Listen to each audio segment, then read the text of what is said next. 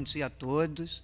Antes de mais nada, eu queria agradecer muitíssimo ao convite, a oportunidade de estar aqui, de conhecer São Carlos, de conhecer vocês pessoalmente e de estar num evento com uma organização e uma temática tão rica e com pessoas tão interessantes apresentando os trabalhos, e eu espero que eu seja capaz de corresponder, né, a todo esse brilhantismo que a gente tem acompanhado desde quinta-feira de noite aqui.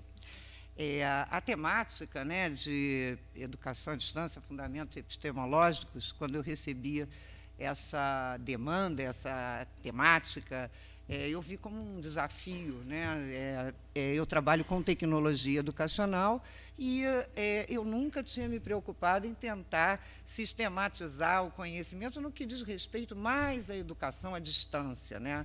E, ao mesmo tempo, né, pensar assim, vinha no texto dizendo, olha, eu queria que você, né, como você me demandou, eu queria que você pensasse, está até no textinho do programa, aqueles fundamentos que são próprios da educação à distância, e pensar isso em relação à questão da qualidade e das perspectivas, fundamentos, que são próprios. Isso me colocou assim diante de muitos questionamentos e reticências, obviamente, né? Reflexões. Aí eu comecei a fazer algumas reflexões. Sei lá, será que eu posso dizer? Será que eu estou tão desinformada que eu posso dizer que eu não sei que tem um campo próprio da educação à distância, com fundamentos epistemológicos próprios? Será que é possível pensar nisso? Afinal de contas, esse campo é diferente da educação, e se a gente pensar a própria educação, ela já é informada por tantos outros campos de conhecimento, né? A comunicação, a sociologia, a filosofia, né? São tantos campos de conhecimento que estão aí informando e trazendo, né, as visões de homem, de sociedade, de conhecimento, né, para dentro desse contexto. Será que é possível a gente separar?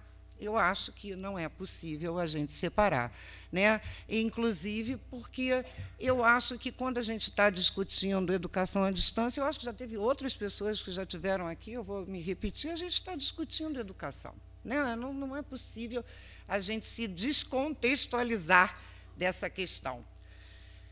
Então, nesse sentido, né, quer dizer, nem a educação tem fundamentos epistemológicos próprios, a gente pode dizer, é um fundamento próprio da educação, é um fundamento dos campos que estão informando a educação. E, nesse sentido, esses fundamentos, eles se encontram também, né, e se refletem num componente, numa área da educação, que é a educação à distância, né?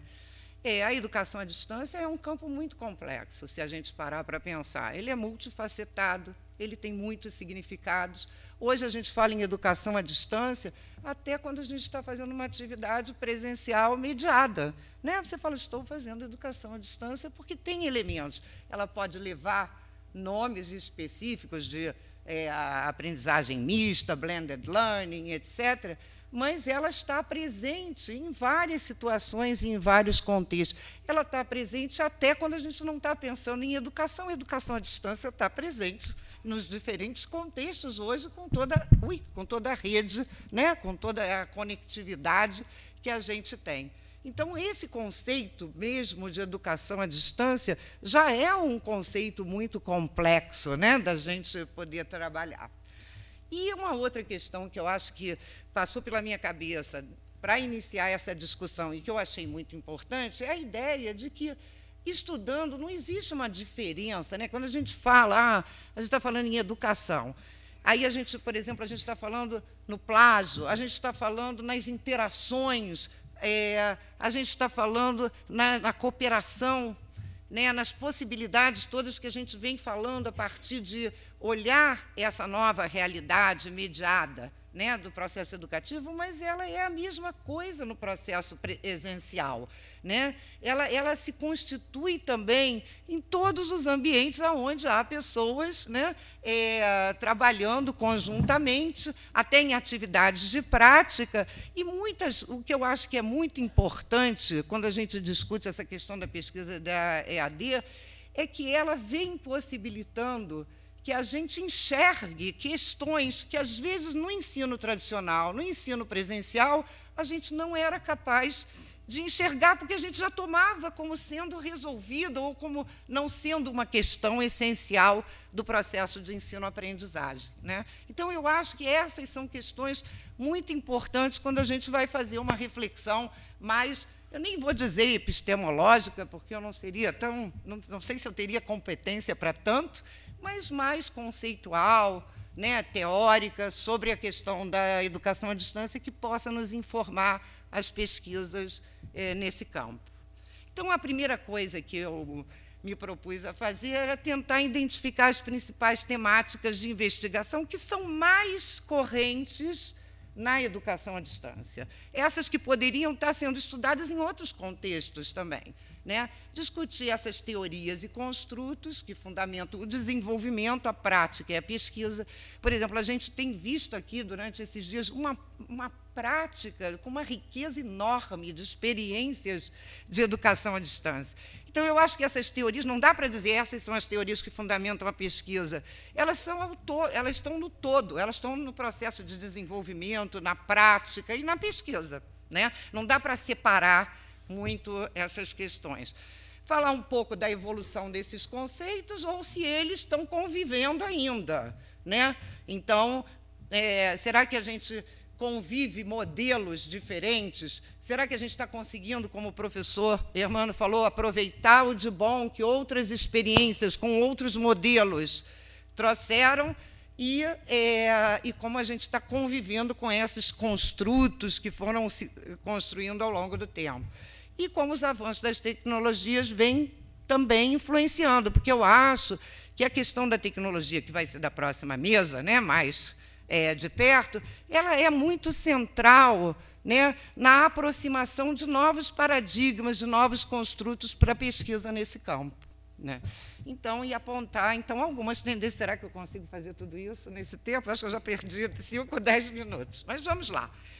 Para pesquisar as temáticas, a gente começou a buscar na literatura. Vocês viram que o trabalho foi feito junto com o Rodrigo, meu aluno de doutorado, que está fazendo a sua tese na área de educação à distância, e a gente foi buscando vários estudos. Um estudo que a gente achou bastante interessante foi o estudo do Zawak Richer, que buscou fazer uma categorização dos temas. Então, ele usou metodologias, misturando um estudo Delphi e tentando usar várias formas de medir a consistência das respostas, etc., e a explicação. Ele categorizou, né, algumas áreas de pesquisa em educação à distância. Ele chamou 4 editores de revistas internacionais, 15 professores, pesquisadores, na área de 11 países diferentes, inclusive tinha do Brasil. E perguntou quais são os principais temas na área de educação. Eu não vou falar de todos, mas eu acho que, se a gente pegar o nível macro, meso e micro, já dá uma dimensão, né, dos principais modelos. E eu quero trazer alguns dados que eu achei bastante pitorescos para a gente, né, assim, da pesquisa dele, porque é uma pesquisa que continuou em outros estudos. Ele fala, o nível macro são as teorias e os sistemas de A&D, é um nível mais amplo para olhar. O nível meso, a gestão, a organização e a tecnologia, né? Aí fala de inovação, de parâmetros de qualidade, custo-benefício, desenvolvimento, etc. E o nível micro é mais voltado para a questão do ensino-aprendizagem, né? Então, eu me vi na seguinte situação. Nós hoje estamos aqui falando mais das teorias e modelos, e nós vamos abordar mais a questão micro de ensino-aprendizagem, que é o que tem mais pesquisa. E a gente vai ver que, na própria estatística dele, ele mostra coisa. Num outro estudo, ele foi fazer uma análise das publicações na área de educação à distância. Ele pegou 695 artigos de 5 periódicos internacionais, estão aqui, Open Learning, Distance Education, American Journal of Distance Education, Journal of Distance Education, International Review of Research of Open and Distance Education. E, a partir dessa análise dos últimos, entre 2000 e 2008, ele viu, então, ele identificou que 50% dos artigos eram nesse nível micro, mais voltado para a questão de práticas de ensino, resultados de ensino-aprendizagem. Tá? E, em termos da natureza dos estudos, ele mostrou que 49% eram estudos empíricos, né? Eu não vou ainda discutir qual é a natureza desses estudos empíricos, porque eles podem ter vários formatos, eles podem ser estudos mesmo mais experimentais, e tudo, mas empíricos, 38% descritivos e 12% com métodos mistos, com triangulação, com perspectivas mais qualitativas, né? Então, ele mostrou, assim, uma tendência. Só para ilustrar, que eu achei bacana esse dado, ele fez uma análise sobre o perfil das diferentes publicações. Assim, quer dizer, qual é a tendência de cada um desses journals, que são os journals importantes na área de educação à distância, né? Então, ele mostrou que o American Journal of Distance Education, ele, basicamente, publica estudos quantitativos. 60% das suas publicações. O Distance Education tem mais qualitativos. E os outros vão variando, né? Estudos mais descritivos, etc. Eu achei curioso, né? Embora não seja o tema central do nosso debate aqui, mas mostrar como é que os diferentes jornais também têm um filtro paradigmático em relação ao tipo de publicação que eles comportam no seu, vamos dizer, na sua linha editorial, né? Então, achei interessante, achei que interessaria para todos nós que queremos pesquisar, publicar, etc., entender essa questão. E, a partir dessa pesquisa, que eu queria trazer os temas, eu queria tudo, quando nós chegamos aqui, nós nos deparamos com o livro, com a programação.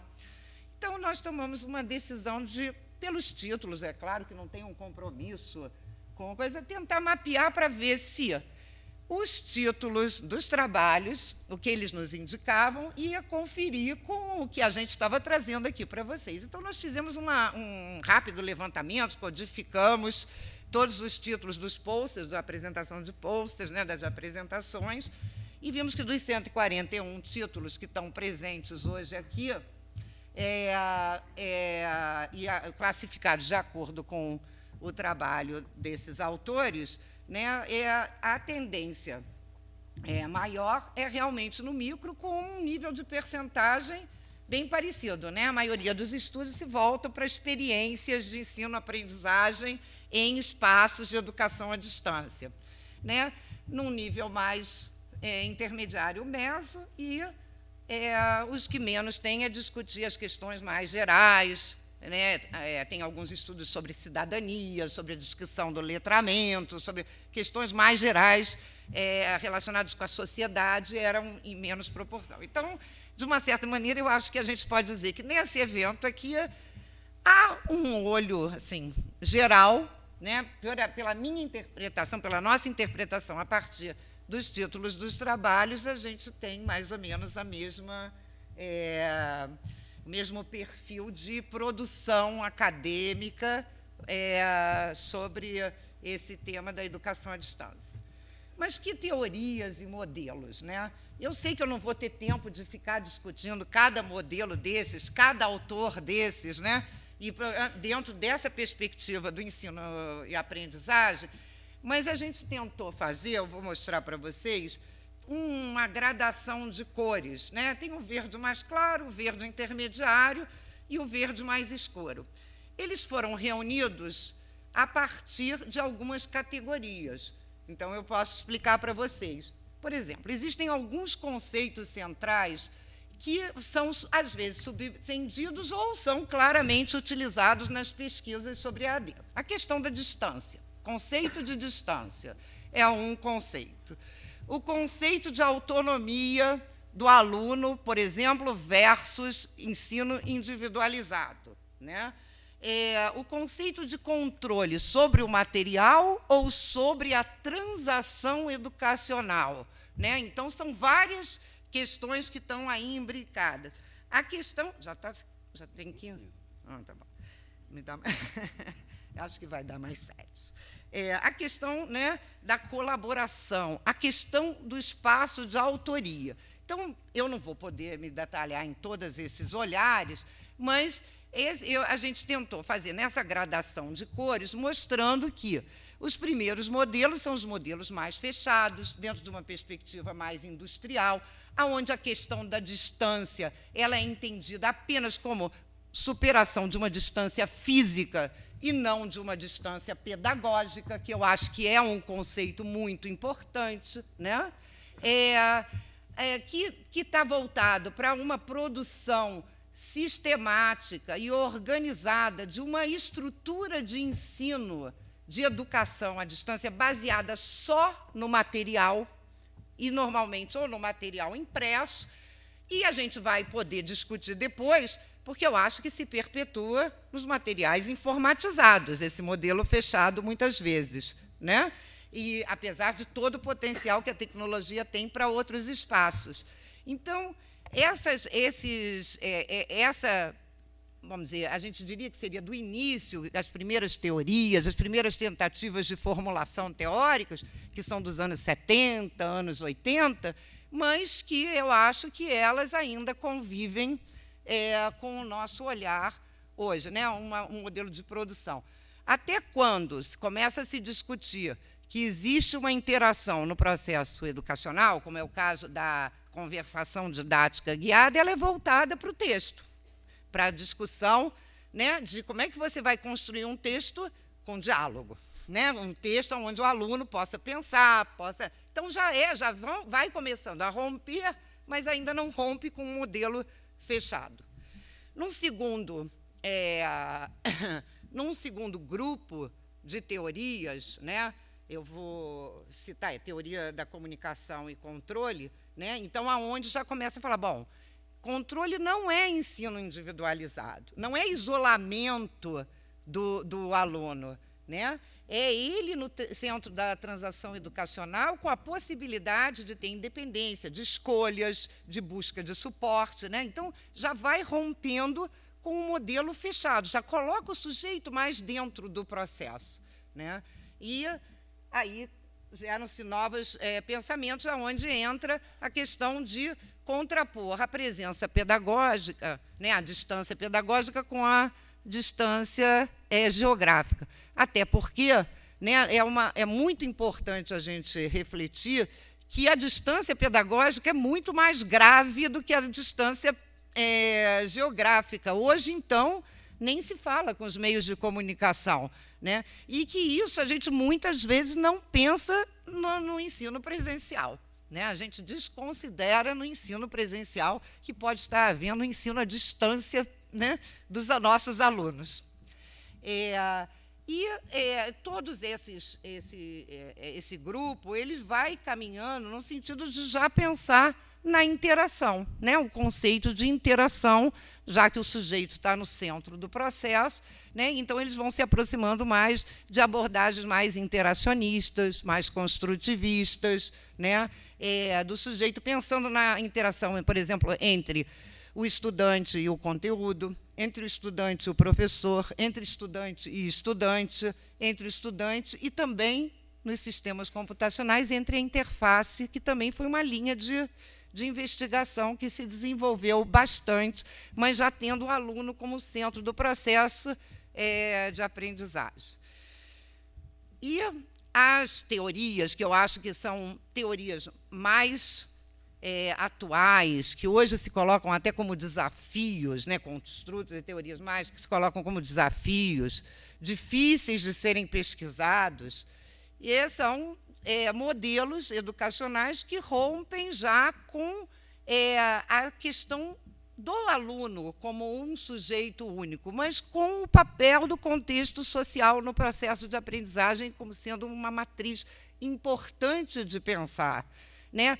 Onde as ferramentas, os recursos, elas também são ferramentas culturais, e isso é fundamental para poder entender o processo de aprendizagem dentro de um determinado contexto social. Então, é esse grupo, que eu não vou poder me deter muito mais detalhadamente, eu tentei botar em vermelho aquelas questões que eram mais importantes, até porque aí vocês podem ler, refletir e tudo. Então, você tem a descrição, você tem um rompimento com o modelo industrial a partir de uma discussão do contexto sociocultural, né, a criação de ambientes sociais, a rede podendo, né, oferecer, a tecnologia podendo oferecer ambientes sociais, a noção de que a tecnologia não é culturalmente neutra, e ela depende muito das formas como a gente se apropria, né, como a gente coloca ela para utilizar para os nossos fins, a partir da nossa linguagem e dos nossos significados, e que isso não precisa ser igual em qualquer contexto, né, não existe um modelo único de utilização das tecnologias, né. A questão da presença social, que ela reforça a questão dos laços afetivos, né, e a questão da presença, do reconhecimento dos sujeitos dentro desse contexto, com todas as questões que já foram discutidas até na palestra de abertura, da diversidade, né, da linguagem, das ferramentas que cada sujeito tem, dos valores que estão em jogo dentro daquele contexto, e que tem um componente também do emocional, que é muito importante, né? A perspectiva colaborativa de que nós não aprendemos isoladamente, educação individualizada não existe, né? A gente está sempre mediado por alguma coisa, né? Eu acho que e que a aprendizagem colaborativa é importante. Então, as ferramentas são amplificadores culturais, né? E a pesquisa, eu vou deixar para o final, a questão do conectivismo, que é uma questão nova, que eu acho que vai ser mais discutida na próxima mesa, mas que coloca questões essenciais, que é o conhecimento em rede. Eu acho que tem uma questão paradigmática bastante importante, que eu acho que eu ainda não tenho clareza, que eu acho que ainda existe pouca discussão sobre isso nas pesquisas, sobre essa questão de que hoje a gente aprende a qualquer tempo, a qualquer espaço, e que a gente tem, né, ao nosso redor a possibilidade de interagir nas redes, interagir com as pessoas, buscar materiais, encontrar as coisas. E essa conectividade, ela traz um conhecimento que é uma interação entre nós, sujeitos, né, e um mundo aí fora, onde tem um conhecimento distribuído e sendo construído tanto pela gente quanto por outras pessoas, né? E, finalmente, o que eu acho que é bastante interessante nesse processo, que diz mais respeito à questão do desenvolvimento, é sair dos modelos fechados de desenvolvimento, que é o que eu chamo a pesquisa ao longo do desenvolvimento. Particularmente, eu sou muito envolvida com essa linha de investigação. Eu fiquei muito feliz de ver nas minhas pesquisas que ela apareceu como um dado essencial, né, de pesquisa para a educação à distância, que é a pesquisa baseada em design, né, que ela prevê, né, ela leva em conta a questão da intervenção da aprendizagem como um processo de construção. Não é a construção totalmente pronta antes do processo, é um processo cíclico, né? Você tem uma questão, e ela incorpora questões teóricas na hora que você vai desenvolver. Você não desenvolve sem discutir teoricamente o que você quer. Então, eu acho que são dimensões bastante importantes que as tendências poderiam avançar mais na pesquisa. Para concluir, faltam 3, não, dá para concluir, ótimo. Então, para concluir, algumas críticas que a gente vê, e que são algumas mais relacionadas àqueles primeiros modelos mais fechados, é a tendência à comparação entre a aprendizagem presencial e a distância. Ou então, eu vou dizer, eu aprendo melhor com TV ou com computador. E nenhuma dessas pesquisas trouxeram resultados significativos, né? A gente tem muito pouca informação sobre... Não tem muita coisa a dizer, porque não é só isso que está no meio do processo. A gente viu na mesa passada quantas variáveis e a dinâmica do processo de ensino-aprendizagem, Isso quer no ensino presencial, à distância, mesmo que fosse, você não vai comparar o vídeo na sala de aula com o quadro negro, depende muito da situação e do contexto, né? Então, mas infelizmente, eu acabei de vir semana passada de uma reunião da Associação Europeia de Ensino-Aprendizagem, e numa reunião que era do grupo de interesse de Instructional Design, o nome da reunião era Instructional Design for a Networked Society, e a maioria dos trabalhos, para minha decepção,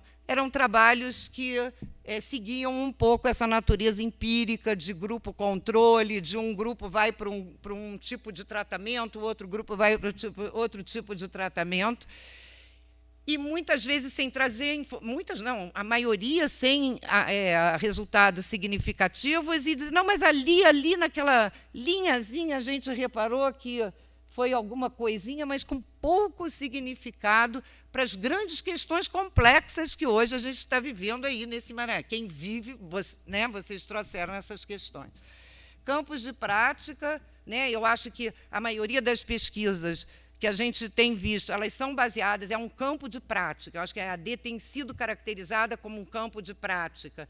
E elas acabam, muitas vezes, tem muita produção institucional. E eu acho que a gente deve superar a produção institucional para partir para uma produção mais acadêmica, que realmente questione esses construtos, que realmente repense, né, olhe os sujeitos do processo. É lógico que a instituição ela é financiada, ela tem seus compromissos, então acaba virando relatórios muito estandardizados ou documentos muito estandardizados, onde essa riqueza de problemas e de experiências não ficam vivas para a gente aproveitar, né? As poucas pesquisas na área de equidade e acessibilidade, há muito poucas pesquisas ainda, e poucas examina o processo de aprendizagem de uma forma qualitativa, onde o aluno está exposto a muitas mídias diferentes. E como é que o que isso está acontecendo com os alunos? Como é que eles estão aprendendo dentro dessa questão?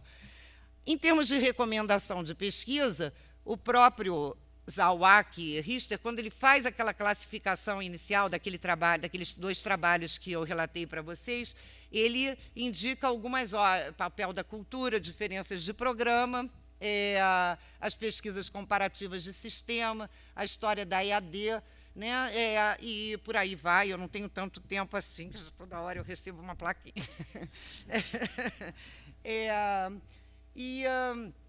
Uma questão que eu acho que parece essencial é essa questão de que é uma pesquisa interdisciplinar e a gente não pode fugir desse assunto.